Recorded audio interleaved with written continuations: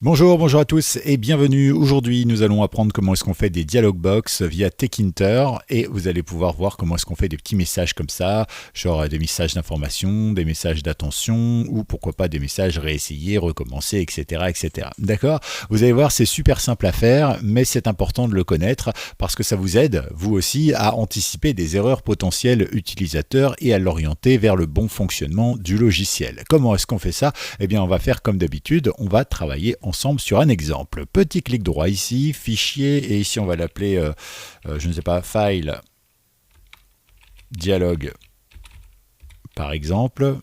Ok, donc là, file, dialogue, le fichier existe déjà. Bon, bah, on va l'appeler file, dialogue, je ne sais pas moi, boîte, box. On va le mettre en anglais puisqu'on y est. Ok, très bien. Ici, eh bien, nous allons pouvoir maintenant créer un nouveau fichier. Ici, file, dialogue box.py. D'accord, une fois que c'est fait, je vais coller un petit code, hop, qui nous donne toutes les informations. D'accord, et on va les détailler dès maintenant. Mais avant, eh bien, vous le savez, il faut créer une instance Tkinter pour pouvoir eh bien, afficher ici ce qui va apparaître. Donc dans ce cas-là, on fait import Tkinter, parce que moi j'ai choisi de l'appeler comme ça, tout simplement parce que c'est plus simple pour vous quand je code quelque chose, d'accord? Mais sinon, eh bien, vous savez que vous pouvez mettre from Tkinter, import, machin, ou tout simplement as quelque chose. Bon, ça, on a déjà vu ça, évidemment, notamment dans la BAO sur les librairies, sur les bibliothèques. Donc ici, on va instancier une fenêtre égale tkinter.tk.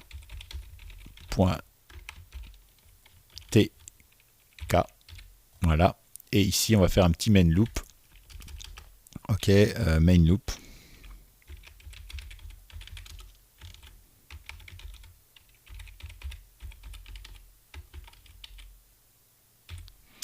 Voilà, et ici on pourrait lui mettre éventuellement une géométrie pour avoir une taille de fenêtre. Point. Et on va lui mettre, je sais pas, 400 sur 600, d'accord, mais c'est vraiment pour vous montrer un petit peu à quoi ça peut ressembler. Donc dans un premier temps, on voit qu'ici il y a différentes possibilités de faire les choses. Dans un premier temps, on a l'info, d'accord, message box, et ici il suffit simplement de mettre donc ici, alors vous pouvez importer directement via Tkinter, dans ce cas-là il faudrait mettre tkinter.messagebox, etc., etc., mais c'est un peu plus long, d'accord, donc en général on importe Tkinter pour les boutons, les choses classiques, et puis quand on veut utiliser les message box, eh bien on utilise directement from Tkinter import et la librairie spécifique MessageBox, ce qui fait qu'ici on tape directement MessageBox et on gagne vraiment du temps, d'accord. Donc ici on va faire info, on peut lui donner un nom, le nom qu'on veut, hein, Jean-Pierre si on a envie, messagebox.showinfo, showinfo ça correspond à ceci, hop, show info, donc voilà, ici. Donc ça veut dire que ça va designer automatiquement votre boîte en vous mettant un petit bouton OK, en vous mettant ici ce qu'il faut, d'accord, hein, le petit point d'exclamation à l'envers, etc. D'accord. Donc en fait, à chaque fois que vous allez rentrer une information, d'accord, à chaque fois que vous allez mettre show quelque chose, ça va pré-paramétrer le petit icône qu'il y a et la possibilité d'avoir oui ou non, ok, annulé, etc., etc. D'accord, ça ce sont des choses que vous ne pourrez pas changer. Alors vous remarquerez, si vous faites le test en même temps que moi sur Linux ou sur Mac, eh bien vous n'avez pas la même graphie, d'accord, ça ne ressemble pas, c'est normal puisqu'il se sert uniquement de ce côté graphique système, c'est-à-dire que là il utilise le système graphique, d'accord, donc c'est pour ça que ici bah, on a la chose qui ressemble à quelque chose de Windows, et c'est pour ça aussi qu'on a une fenêtre comme ça qui ressemble très portrait à ce qu'il y a sur Windows. Évidemment sur Mac et sur Linux on a des choses un peu différentes, mais dans le principe de toute façon on ne peut pas plus paramétrer que ça, ou pas tellement plus, et donc du coup forcément votre boîte de dialogue sera liée et essentiellement au système, d'accord, donc ça me semblait important de le dire. Donc si on regarde un petit peu ce qu'on a, en premier lieu on va rentrer donc une information, d'accord, c'est le titre en gros qui va être ici, donc moi j'ai marqué information, vous pouvez marquer le titre de mon information est : et puis après vous mettez le message que vous voulez, d'accord. Ensuite à utiliser pour une simple information à donner, donc moi je l'ai mis ici, d'accord, et comme ça vous l'avez, ok. Et ou après, où est-ce que vous voulez faire apparaître ceci? Est-ce que vous le faites apparaître, je ne sais pas, dans une fenêtre, je ne sais pas, qui s'appellerait, je ne sais pas, option, dans une autre fenêtre, etc. Non, si vous avez plusieurs fenêtres, ici nous on n'en a qu'une, et c'est fenêtre. C'est pour ça que j'ai paquet, entre guillemets, je l'ai intégré directement dans l'option fenêtre. D'accord? Comme ça, vous savez. C'est la même chose évidemment pour Showbox Warning, bien sûr. Attention ici, on arrive, ça commence à clignoter, d'accord? Et puis on se retrouve ici avec l'erreur. Ok, très bien.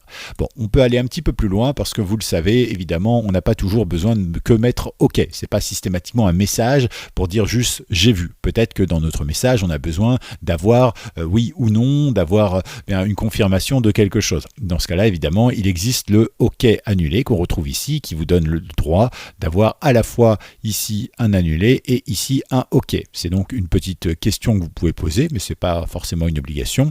Êtes-vous sûr de vouloir effacer, par exemple? Eh bien oui, j'efface, non, j'efface pas. D'accord? Alors pour effacer, on y reviendra tout à l'heure. Je vous montrerai un petit peu comment ça fonctionne pour sélectionner la réponse donnée par le bouton. Mais ça, normalement, vous savez déjà le faire.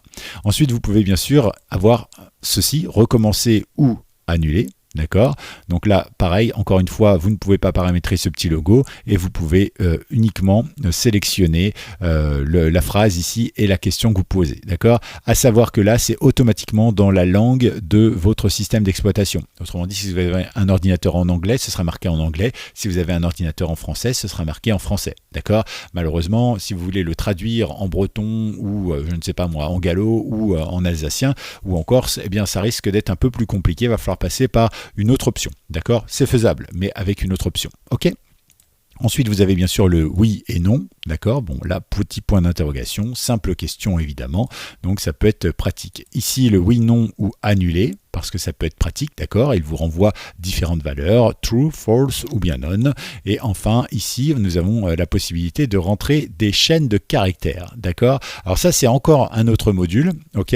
Il s'agit simplement d'avoir une interaction avec l'utilisateur et du coup, on ne passe plus par ce module MessageBox, mais on passe par un autre module qui s'appelle Simple Dialogue, tout simplement, d'accord? Simple Dialogue qui nous offre donc la possibilité de pouvoir répondre quelque chose. Quel est votre nom? Jean-Michel, par exemple, je fais OK et il renvoie la valeur Jean-Michel. D'accord? Donc vous voyez, ça fait partie des choses qui sont importantes, je pense, et qui permettent effectivement de récupérer une donnée.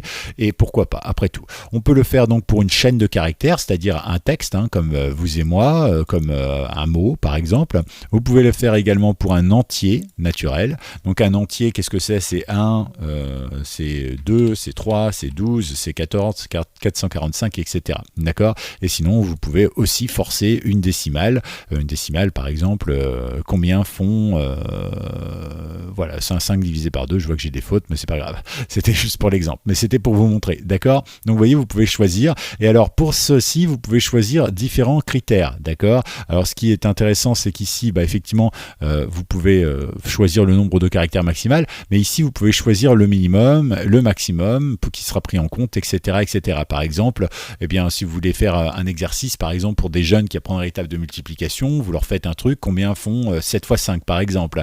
Et là, eh bien, vous mettez la valeur minimum et la valeur maximum qu'ils pourraient entrer, entre 0 et 100 par exemple, et puis comme ça, eh bien, ça va un petit peu les aiguiller par exemple. Voilà, donc après, bon, c'est à vous de voir un petit peu quel genre d'utilisation vous pourriez faire avec ça. Voilà, et ben vous savez les créer tout simplement. Alors, je voulais simplement, on va revenir sur l'autre dialog box, et ici, en fait, c'est là que j'ai fait mon petit programme pour vous montrer, tout simplement parce que je trouvais ça plus pratique. Parce que si j'avais lancé ce petit programme comme ça, là, avec tout ça, on peut le faire, vous allez voir ce que ça donne. Voilà. Il ne veut pas me le lancer, si. Hop. Voilà. Il arrive, hop, il me lance la première, la deuxième, etc., etc. Donc vous voyez, c'est carrément pas pratique. C'est pour ça que je suis passé par un espèce de petit programme, voilà, tout simple, un peu plus simple peut-être d'utilisation, d'accord, qui nous permet effectivement de choisir quand est-ce qu'on veut afficher le truc ou pas. Mais ça, vous savez le faire. Donc pour le faire, généralement, moi je passe par une fonction, tout simplement, d'accord. C'est-à-dire que je crée une fonction et dans ma fonction, je définis effectivement les informations qu'il me faut au moment où, d'accord. Par exemple, bien, si vous avez, je ne sais pas moi, un calcul, d'accord, vous avez, je ne sais pas moi, vous faites, x plus 5, donc on va faire par exemple bouton résultat, d'accord. Ici, vous faites quelque chose comme techinter.button. Et là, vous faites, donc, on va dans fenêtre, bien sûr. Ici, on va faire texte égale, je ne sais pas, 7 fois 5. 7 fois 2. Allez, hop. Et on va faire commande. Et on va faire par exemple, je ne sais pas moi, le nom de chiffre. D'accord. Ici, vous faites donc une petite fonction. Donc fonction chiffre. D'accord. Ici, rien. Et ici, vous mettez résultat par exemple. Résultat. Ah oui, il faudrait passer par un entry encore. Oui, bon, on va le faire. Entry égale techinter.entry, puisque ça maintenant vous savez le faire. Je vous apprends rien. Hop, fenêtre également. Et ici, on va faire un texte égal. Et donc ici, on va faire rien. Pas besoin de texte en réalité. Et ici, donc on va faire ça. On va faire ici donc n résultat égale entry.get. Parfait. Et ici, on va faire if entry.get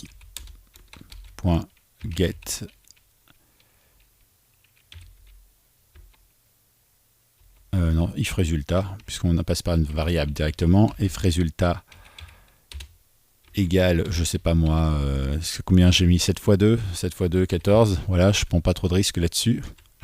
Donc, if 14, alors on pourrait utiliser par exemple quelque chose comme ça. Hop. Tiens, ben, on va faire def OK.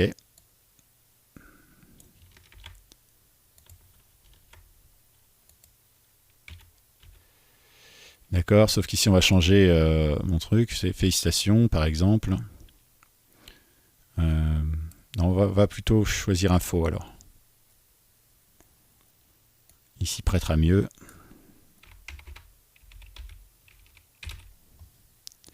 Info, et ici on va lui passer le message félicitations.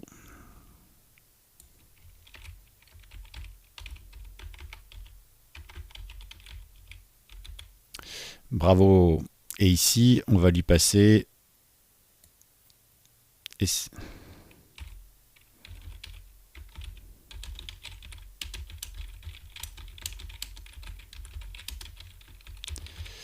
hop, ici, et donc on va faire un else.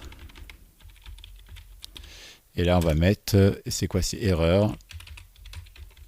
Hop. Et voilà. Regardons si la réponse fonctionne ou pas. Ah oui, il faut que je l'éteigne, ce sera mieux. Voilà. Et donc ici, on a décidé de... Je ne l'ai pas packé, donc forcément, ça ne marche pas. Ici, on va faire point pack. Tac. Et ici, point pack également. Non.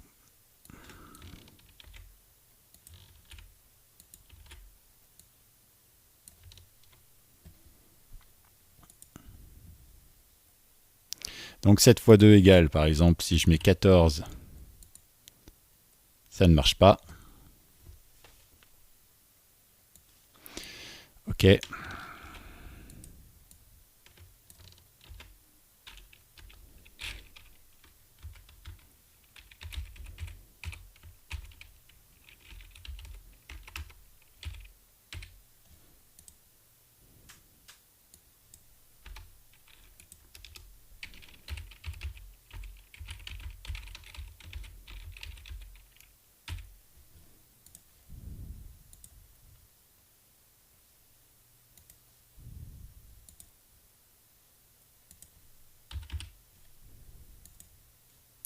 Félicitations.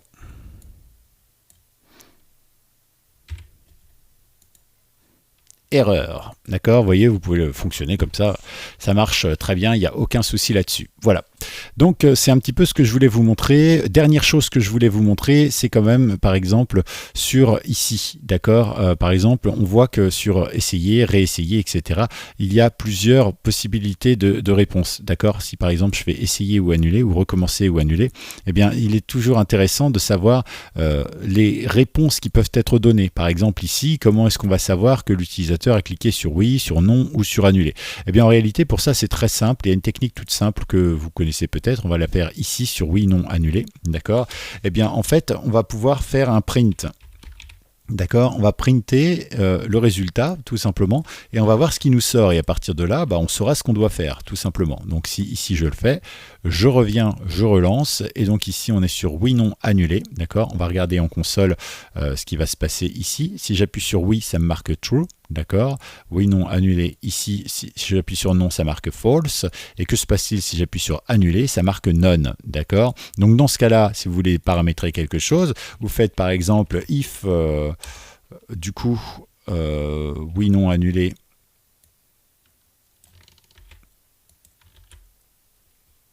Du coup, vous n'avez pas besoin de préciser is true parce que par défaut, on part du principe que if, oui, non, annulé, c'est vrai, d'accord? C'est comme ça, fallait bien choisir un des deux par défaut, c'est par défaut ou comme ça. Donc là, dans ce cas-là, on peut faire print. Vous avez, oh là là.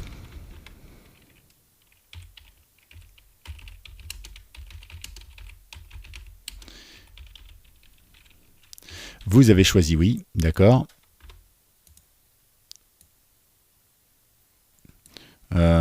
Qu'est-ce qu'on avait d'autre? If. On va mettre else. Non, on va mettre if tout court. If, oui, non.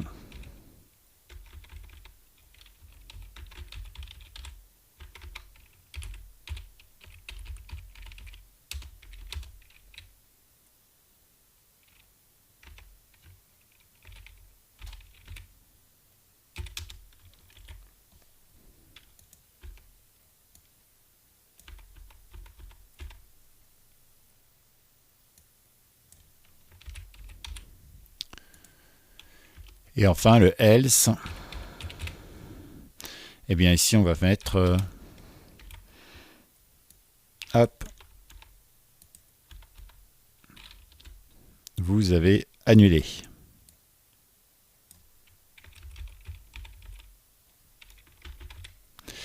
Ok, très bien. Donc là, ok, très bien. Alors ici, on va mettre plutôt un else if. Mais ça n'aurait rien changé de toute façon.